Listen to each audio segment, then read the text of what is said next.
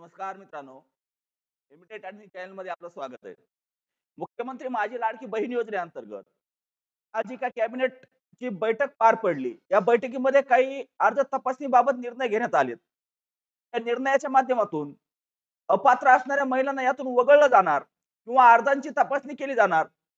या पद्धतीची माहिती आपल्या समोर आली.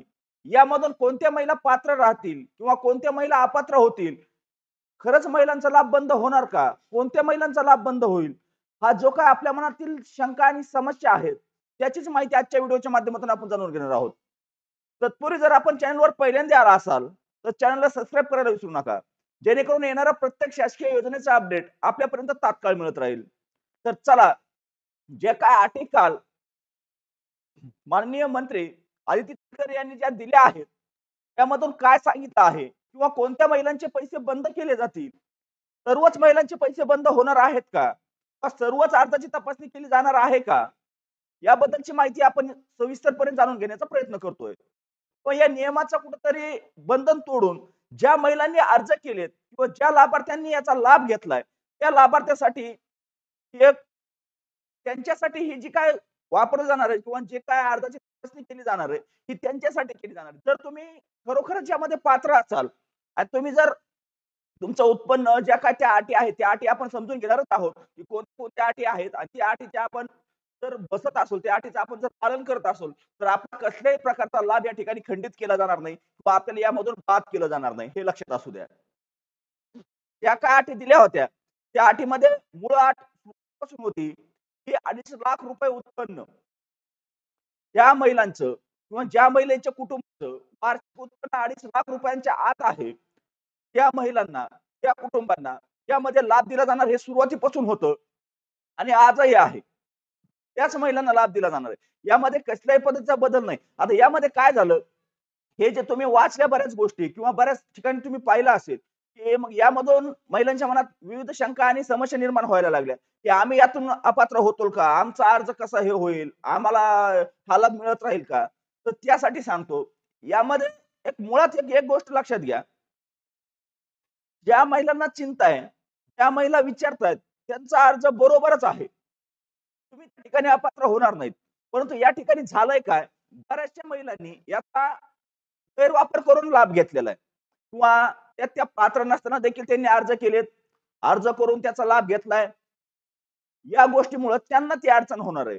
त्यामुळं जे काय सर्वच महिलांच्या या ठिकाणी अर्ज बाद केले जाणार किंवा सर्वच महिलांचे अर्ज तपासले जाणार आणि त्यांना यातून वगळलं जाणार अशा पद्धतीचा कोणताही या ठिकाणी निकष नाहीये. यामध्ये काय आहे, जे काय काही थोडे नियम दिलेले आहेत किंवा ज्या आधारे शासन त्यांच्या अर्जाची तपासणी करणार आहे.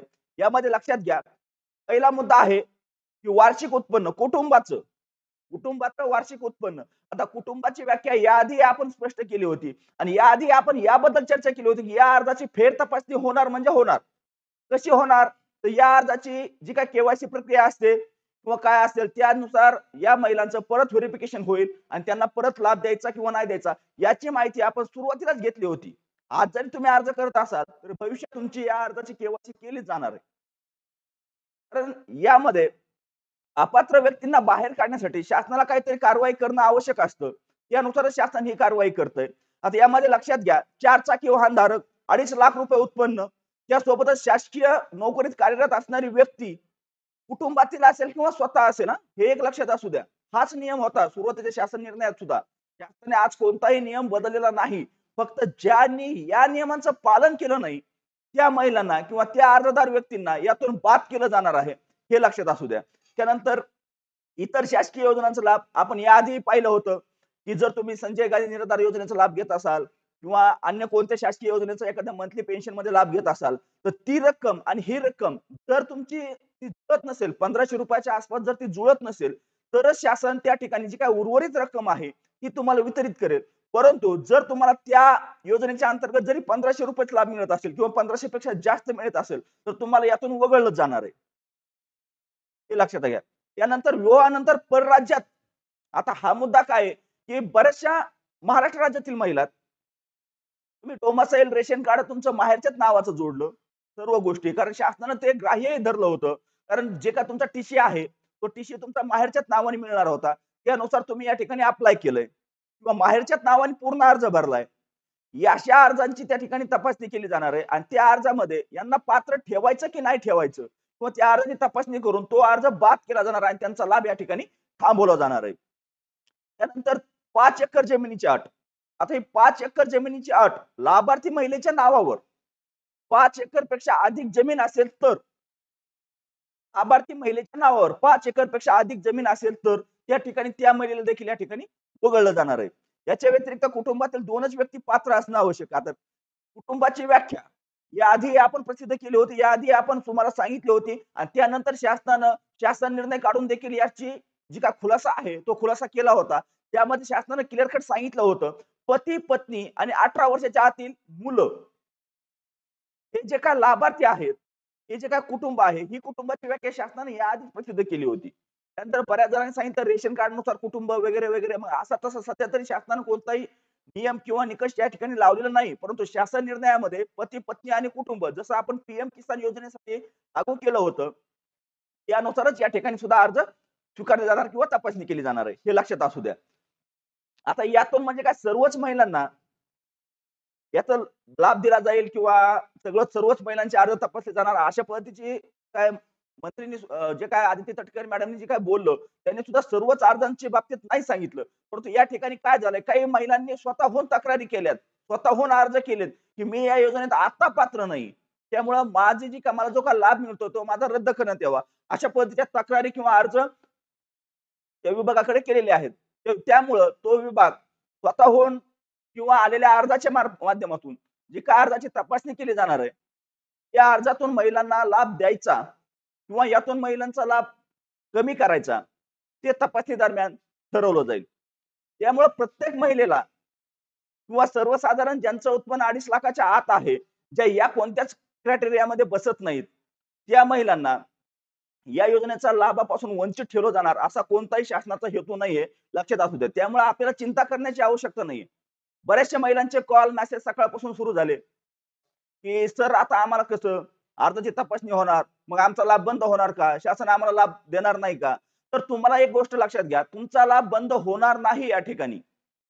ज्या महिला या ज्या काय आता आपण क्रायटेरिया वाचल्या, ज्यामध्ये एक प्रमुख परत एकदा मी तुम्हाला सांगण्याचा प्रयत्न करतो. उत्पन्न 2.5 लाख रुपयाच्या आत असणं आवश्यक आहे. सुरुवातीपासून तीच अट आहे. त्यानंतर 4 चाकी वाहनधारक कुटुंब म्हणजे कुटुंबातील सदस्याच्या नावावर 4 चाकी वाहन नसावं. शासकीय नोकरीत कार्यरत नसावा कुटुंब किंवा कुटुंबातील सदस्य. त्यानंतर इतर कोणत्याही शासकीय योजनेचा लाभ घेणारा लाभार्थी नसावा.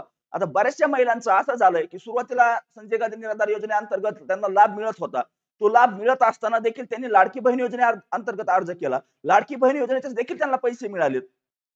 मग आता या महिलांना या ठिकाणी प्रॉब्लेम येणार आहे, की ज्यांना त्या योजनेचा लाभ मिळतोय, त्या परत याही योजनेचा लाभ घेत आहेत. तर त्यांना त्या दोन्हीपैकी एक योजनेचा लाभ घेणं आवश्यक आहे किंवा घ्यावा लागणार आहे. कारण त्या अर्जाची तपासणी करून त्यांना यातून वगळलं जाणार. आता ती प्रक्रिया शासनाने ऑलरेडी चालू केली. कारण शासनाकडे दोन्ही पद्धतीचा डेटा आहे. संजय गांधी निराधार योजनेअंतर्गत जे लाभार्थी आहेत त्यांचा देखील शासनाकडे डेटा आहे आणि त्यासोबतच लाडकी बहीण योजनेअंतर्गत जे लाभार्थी आहेत त्यांचा सुद्धा डेटा शासनाकडे आलेला आहे. त्यामुळं त्यांच्या लाभाला किंवा त्यांना कुठेतरी ब्रेक लावण्याचा प्रयत्न आता याआधी शासनानं सुरू केलेला आहे. त्यानंतर विवाहानंतर परराज्यात गेलेली महिला. आता आधी जरी महाराष्ट्र राज्यातील रहिवासी असेल, तरी नंतर महाराष्ट्र राज्यातील रहिवासी राहिले का? तर नाही. त्यामुळं त्या महिलांना या ठिकाणी त्यांचा अर्ज बाद केला जाणार किंवा यातून वगळला जाणार आहे. परत 2 हेक्टर म्हणजे 5 एकर जमिनीची अट आहे. कुटुंब जी लाभार्थी महिला आहे, त्या लाभार्थी महिलेच्या नावावर 5 एकरपेक्षा कमी जमीन असावी. कुटुंबाच्या नाही, तर लाभार्थी महिलेच्या हे लक्षात घ्या. त्यानंतर 2च व्यक्ती, कुटुंबातील 2च व्यक्ती यासाठी पात्र असतील. 2च महिला ज्या काय असतील त्यांचं या ठिकाणी त्यांनाच लाभ दिला जाणार आहे. बाकीच्या महिलांना या ठिकाणी लाभ दिला जाणार नाही हे लक्षात असू द्या. जी काय आपल्या मनातील शंका होती, जे काय आपल्या मनातील प्रश्न होते, की कोणत्या महिलांचे अर्ज तपासले जाणार किंवा कोणत्या महिला यातून बाद केल्या जाणार, त्याची सविस्तर माहिती घेण्याचा आपण प्रयत्न केलाय. याच्या व्यतिरिक्त जरी आपल्याला काही समस्या असतील, काही आपल्या शंका असतील, आम्हाला कमेंटच्या माध्यमातून सांगा. टेलिग्राम चॅनलच्या माध्यमातून सांगा किंवा WhatsApp ग्रुपच्या माध्यमातून सांगा. या सर्व घटकांची लिंक आपल्याला डिस्क्रिप्शनमध्ये दिलेली आहे. त्या ठिकाणाहून तुम्ही आमच्याशी संपर्क करू शकता आणि आपली जी काही अडचण आहे, ती आम्हाला वैयक्तिकरित्या विचारू शकता. आम्ही नक्कीच आपल्याला उत्तर देण्याचा प्रयत्न करूयात. तर चला परत एकदा जर व्हिडिओ आवडला असेल, व्हिडिओला लाईक करायला विसरू नका. चॅनलवर जर पहिल्यांदा आला असाल, तर चॅनलला सबस्क्राईब करून ठेवा. जेणेकरून आपल्या मनातील ज्या काही शंका आणि समस्या आहेत, त्याचं निराकरण आमच्याकडून नक्कीच केलं जाईल. तर चला, धन्यवाद. आजच्या व्हिडिओमध्ये एवढीच माहिती. भेटूया नेक्स्ट व्हिडिओमध्ये नेक्स्ट पॉइंट सोबत.